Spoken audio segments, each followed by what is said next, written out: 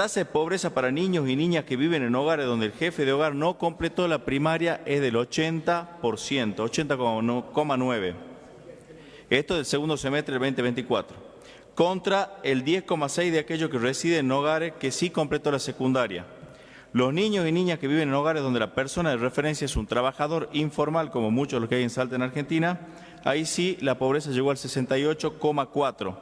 Y en los barrios populares, y como decía un diputado acá en el Chaco salteño, debe ser peor, hablamos de un 72,3% de chicos, de niños y niñas, y en aquellos lugares donde la madre es la jefa de hogar, hay una jefatura femenina, la pobreza llegó al 60%. O sea, si hacemos alusión a un informe que sea completo, punto uno. Punto dos, obviamente, la forma en que manejamos, o sea, que medimos la pobreza en Argentina es a través de la línea de pobreza. Esto que implica que si bajó la inflación, entre comillas, porque la inflación también se mide por algunos productos que han sido definidos en la canasta básica. No medimos ahí el precio de los alquileres, el precio de los medicamentos, no incluyen a la canasta básica. Entonces, bueno, al tomar esa inflación que no es la real, que se viene haciendo desde varios gobiernos atrás, obviamente que el dato de la inflación y la línea de pobreza me queda siempre medida en defecto, o sea, para abajo. Cuando sinceremos el precio del dólar, porque los números no cierran, como dicen ellos, no cierran los números, cuando sinceremos el precio del dólar, vamos a ver que el PBI per cápita, por ejemplo, que es una medida que se utiliza para medir el crecimiento económico de un país, si lo tomamos en precio de dólar, hoy es 14.000. Pero si nosotros ponemos el verdadero valor del dólar, y te digo 1.700 quedándome corto, hablamos ya de que redujimos ese PBI per cápita en dólares de 14.000 dólares a 8.000 y pico dólares. O sea que hablamos de valores y niveles que teníamos en el 2008, en el 2009, o sea que atrasaron a la Argentina en términos macroeconómicos en más de 15 años. En el mundo ya se habla que Argentina tiene el 70% de abuelos pobres o en la línea de pobreza, o sea que no cambiemos el eje de discusión, porque acá estamos discutiendo las jubilaciones, estamos discutiendo las universidades y estamos discutiendo la política de Milei en líneas generales también con la discapacidad. Como decía un diputado, bueno, entonces que lo pague Cristina con todo lo que se robó. Yo le puedo contestar tranquilamente, y no por defender a Cristina, que lo pague Macri con los Panama Papers, o que lo pague Milei con Libra, 100 millones de dólares. O sea que con eso yo estuve haciendo los cálculos del porcentaje de las universidades. Hablamos, según un informe de Estados Unidos, que son un poco más serios que lo que tenemos acá, hablamos de 300 millones de dólares pérdidas totales de los inversores. Si devuelve la tarasca, como se dice en el barrio, ahí puede cubrir todo el aumento y el gasto del presupuesto para las universidades nacionales. Y bueno, ni que hablar del recorte que se realizó en el CONICET, ni que hablar de la pérdida de la jubilación y pensiones que están alrededor del 32%. No sé cómo hace para medir el salario o la inflación en dólares y decir que se cuatriplicó. Yo la verdad que creo que ni un estudiante de economía hace los cálculos, y las exposiciones que realiza Milei son realmente preocupantes. Y digo que no cierran los números porque cuando tengan que hacer frente a la deuda, tenemos vencimiento 2026. La fecha de vencimiento de este gobierno es muy corta.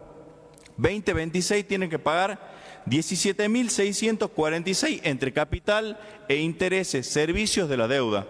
Si sumamos las obligaciones negociables, que son aquellas que están destinadas a los sectores privados que le tenemos que negociar con sectores privados, hablamos de 3.823 millones más, o sea, 22.000 millones de dólares, que eso representa un 22% del PBI que tenemos ahora. Si lo actualizamos en pesos, le ponemos un 20% de actualización, representa un 22% del PBI, y están preocupados por un 0,03% para la gente con discapacidad. La verdad que no se mide con la misma vara, no se puede gobernar mediante vetos, menos en temas sensibles. El artículo 83 de la Constitución, la verdad, nacional, permite que el presidente vete. Eso solamente pasa en Estados Unidos, en Filipinas y no sé qué otros países de dudoso conducta republicana. Si bien no afecta a la Constitución, o sea, no es anticonstitucional, está afectando un principio republicano en donde la mayoría gobierna, pero la minoría también tiene la posibilidad de controlar. Y el tema más grave es que hablamos de una crisis social, económica e institucional como país. Los niveles de violencia que estamos viviendo, la represión a los jubilados, que ya se toma como algo común, el desprecio del presidente, el abandono y el nivel de violencia, la verdad que es algo inédito en la Argentina. Y creo que pegarle a los jubilados es el acto de crueldad y la canallada más grande que un país o una sociedad puede evidenciar. De ahí discutamos lo que ustedes quieran, de los números de Alberto, de Cristina, del peronismo, que encima calculan mal la cantidad de años que gobernó el peronismo, porque a Menem yo se los pasaría para ellos.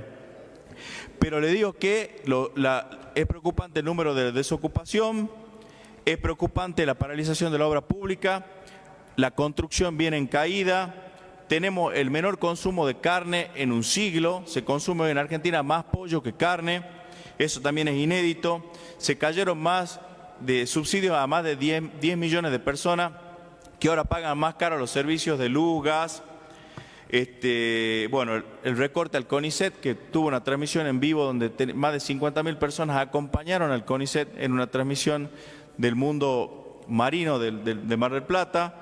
O sea que también hay un apoyo de la ciudadanía y bueno, golpearon instituciones claves como el Hospital Garrahan y muchos de otros temas delicados para todos. Y los jubilados son los más golpeados porque viven en este país, o sea, consumen los productos, pagan las mismas facturas, tienen que soportar el aumento de los medicamentos que van del 300 al 500%, con aumento en algunos casos del 730%, y donde se le aumentaron a los jubilados 7 veces su sueldo. Eso no pasó en ningún lado.